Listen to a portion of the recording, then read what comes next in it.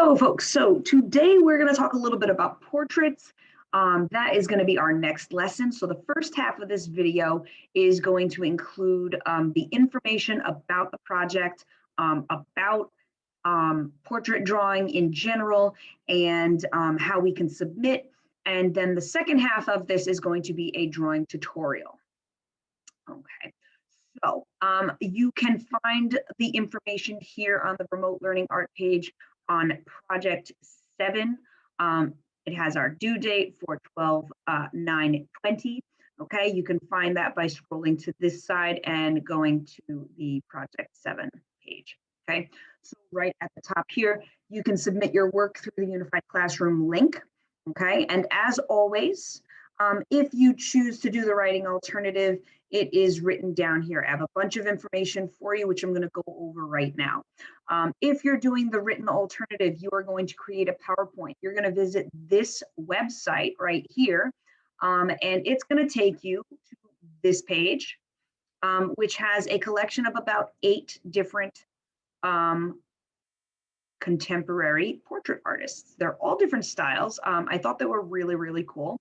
And what you can see is you can see their different styles. There's a little blurb about all of them.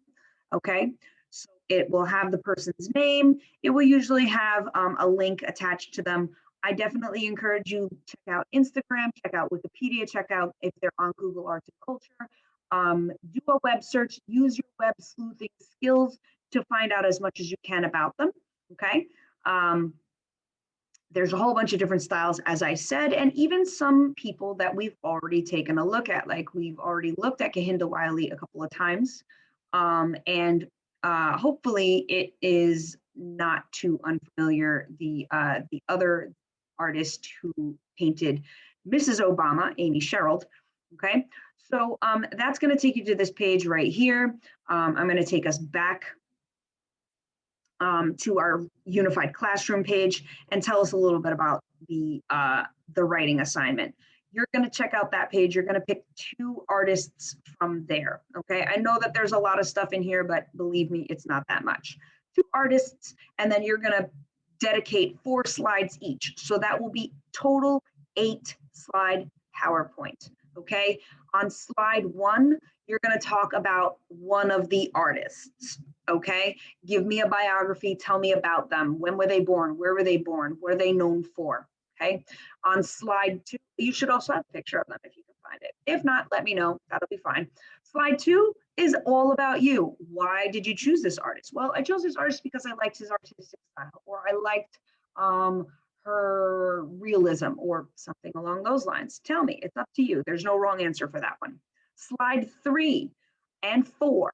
You're going to pick 2 pieces of work from one of the artists. So if you chose Kehinde Wiley, you're picking 2 of his images and you're putting one picture on slide 3 and the other one on slide 4, and you're going to respond to it. You're going to tell me the name, when it was made, what it's made out of, right? Is it an acrylic, an oil painting? Is it charcoal? Is it collage?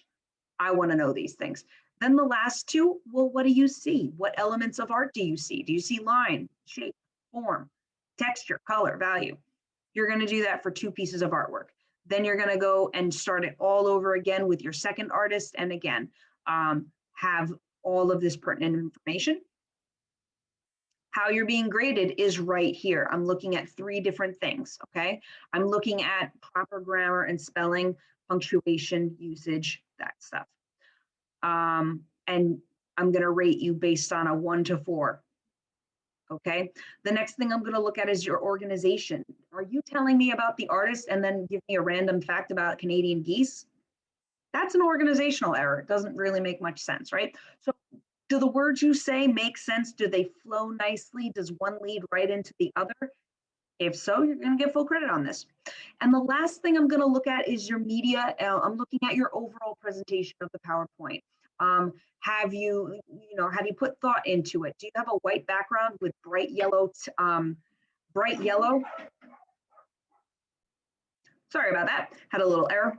Okay, so I'm looking at your PowerPoint quality. Do you have a white background with bright yellow font that makes it really hard for me to read? I'm gonna lose some points on that, all right? Same thing, do you have pictures that are just kind of random and like cutting over your text? You're going to lose points for that. So make sure that your presentation is good, which from what I've seen from everybody, you guys have done really well, and these should be easy points for you to grab.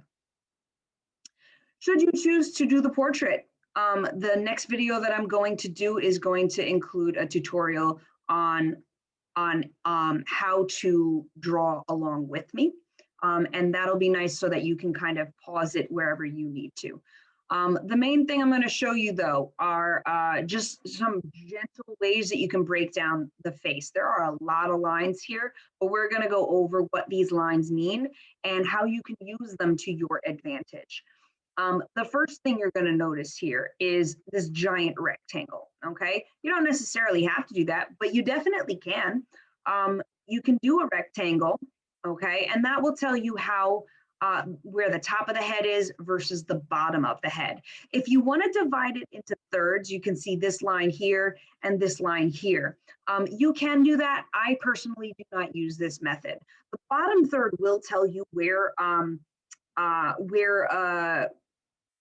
like, you know, ear and nose might be, depending on the portrait that you're looking at. For this example, though, it doesn't really work. One thing that I really do like about this example, though, is that it tells you certain guides using the eyes and the nose and the mouth, and also some beginner stuff. One of the nice things is just drawing a circle and then adding the chin to it, as you can see that I'm kind of outlining with my mouse here. Usually what I'll do is for my drawing video, I'm going to start with this circle, and that's going to tell me generally probably where the nose should be, give or take a little bit, okay? One thing that you'll notice, the other thing that I'm going to talk about is the width across. Generally speaking, when you're drawing a human face, it's going to be between 4 to 6 eye widths apart. What do I mean by eye widths? If I were to copy this eye and paste it here, here, here, here, and here, you can actually see that these empty spaces between the eyes and the sides of the face would pretty much fit. That's a good rule of thumb for when you're drawing, though, depending on, you know, if somebody has a narrow face or a rounder face, depending on the camera lens that you use, you'll have different widths, and that's why I say between 4 to 5 widths. The really important thing to note is that one eye width should fit between your eyes, okay? And that's a really good starting point. It tells us where the nose should fit, where the edges of the nose should fit. And then once you have the iris in, you can actually drop lines down there and give you a guide as to where the lips should be. Usually the bottom of the nose lines up somewhere close to the bottom of the eyes, the bottom of the ears rather, and the top of the eyes usually lines up somewhere with the top of the ears. Now, this can change if the person is looking slightly down or slightly up, which we're going to see in the examples that I've included. Okay, I have some really cool resources here for different ways that you can draw. There are tutorials here. There's 3 links here. So find the one that works for you. If mine doesn't work, or if the ones that I have on here doesn't work, by all means, take a look, okay? There's a really cool website here called This Person Doesn't Exist.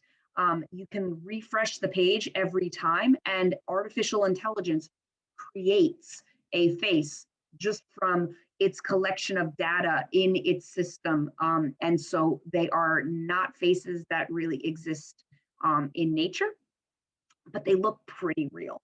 And this one is really cool because it explores the idea of how culture plays a role in what we consider beautiful. So I thought this was a kind of cool website to take a look at. We're going to take the information that I just talked about and apply it to Janelle Monáe, okay? So if I take a look right here, I could see if I were going to draw my circle, I would start here and it would probably give me the first 2/3 of her head, right? And then I could add on lines to create her chin. If you want to take a look right here, if I were able to drop a line directly down from the corner of her eye, I'd get the very edge of her nose.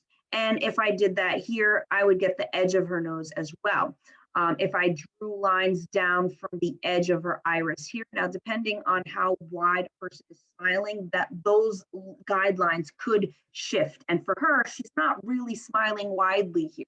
So they would probably be the edges of the iris, the colored part of the eye. You can see that the bottom of her nose matches up perfectly with the bottom of her ears. And even though it's a little hard to tell, the top of her ears are somewhere in this area, and that'll give us a line right around the top of her eyelids here, okay? And I've gone ahead and drawn those lines in for you so that you can kind of see, all right? All of those things that I just pointed out, right? I start with a circle. I can draw these in and you can see where my guides are. This is a lot how I start drawing if I'm not using the grid technique, if I'm drawing, or just even if I'm creating my own person, my own character. If I want to do a cartoon character or an anime character, then I'm going to exaggerate certain features. Anime is well known for exaggerating the eyes to be much larger than they actually are. They're very expressive. And sometimes they'll have just the tiniest little nose and the tiniest little mouth, except for maybe a time when they're shouting, when their mouth becomes very, very large. So even if you're not working in a realistic style, knowing the proportions of the face will help you to work in a different style, okay? I will tell you here, I've also included 2 other links. This will bring you to a video as well as just a step-by-step breakdown of drawing a human face. So if you don't want to follow my drawing on my artwork, you can definitely check out this website right here, as well as her video. This gives you an idea, and it uses some of the same things that I've just been talking about, the guides, starting with a circle, adding on the chin, breaking the face down. As you can see here, okay, there are a couple of other things, but generally it's pretty much the same stuff, okay? She gives you an idea as to how to do the eyes in a different way that I just gave. But the guides do help you place the nose and that kind of stuff. So definitely feel free to check that out or check out her video. It's 20 minutes long, but the first half is her drawing a male face, and then the second half is drawing a female face. So it's really only 10 minutes each, depending on which one you want to draw. I have provided a couple of pictures for you to choose. You do not have to choose one of these, but if you choose your own drawing, I want you to notice the similarities in all of the ones that I have supplied for you. Namely, that they're all pretty much looking at you. And they're looking straight at the camera. This is going to be a little bit of a challenge because he is both people here, not characters, both Drake and Farrell are on a little bit of a tilt. And even though that might not seem like a big deal when you're a beginner drawer artist and you're new to drawing portraits, which many of you are, this little tilt can kind of throw you off. And those guides, making sure your guides are on a tilt is going to be really, really key. In this one, you can kind of tell, I had talked about if a person is tilting their face a little bit, that it can skew where those guides are going to be. And here with Samuel L. Jackson, he is tilted down a little bit. He's looking more authoritative and intimidating. And so therefore his ears are going to be a little bit higher than his eyebrows. And you can see also he's a little bit on a tilt, and he's looking, he's on a little bit of a turn as well. But still the same things pretty much are used, right? So the guides here, if I were to drop down from the edge of his eyes, I'd get pretty much the edge of his nose. Same thing here. He is on a little bit of a tilt, so it's a little bit off, but the edge of his mouth, he's kind of scowling here. He's doing almost like a duck face, like, you know. So they're a little bit inward Okay, he's almost in line with his nostrils. If you wanted to draw your line that way, you could. Okay. Other things too, sometimes you'll notice that the top of somebody's head might be missing. Um, in this case, if this is the one that you were going to draw, I would definitely recommend just kind of fudging it and not trying to make it so that the top of your drawing starts at the very top of the page. It tends to be a little bit easier to drop this down a little bit and just kind of fudge the top of the head. So that's if you chose this one or this one of Salma Hayek, same thing. You might want to just fudge the top of her head rather than try to make sure that your drawing starts at this general area. Okay, so that's going to be for my advanced artists. I also have another set. One other thing you might want to notice about the pictures that I've chosen, and if you are choosing your own, you'll notice that I have good shadow. And I chose this picture to pause on while I talk about good shadow, because I can see, like where his nose and his eyes and his mouth are. But over here with his shoulders, that's a little bit harder to do. And so you don't want to have, with the shoulders, I can kind of fudge that. I'm an older, more experienced artist, and so I can kind of fudge that. And if I really want to, I can play with some settings and get an idea for that. Or I could simply crop this out so that I'm not seeing his shoulders. You don't want this kind of vagueness and like of lighting to be in a central part of the face, especially as a beginner artist. So I definitely recommend not choosing something that is so exposed, the exposure is so high that you can't see the features that you need to see, okay? We have our Janelle Monáe, which we saw earlier. This one has the actress Thandie Newton, and you can see with hers, she's smiling widely. There's also teeth, so that might be something you want to take into consideration. The edges of her lips are going to be somewhere in the middle of her irises because she is smiling a little bit more widely. We have the actress from Thor, okay? We have Hermione, okay? We have Chris Hart. One thing you might want to take into account is perhaps his beard, okay? That might be a little bit hard to draw.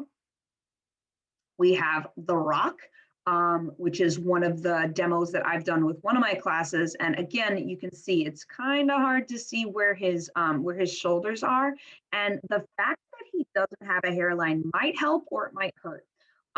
His hairline would probably start, if you looked up really old pictures of him, his hairline starts somewhere around here.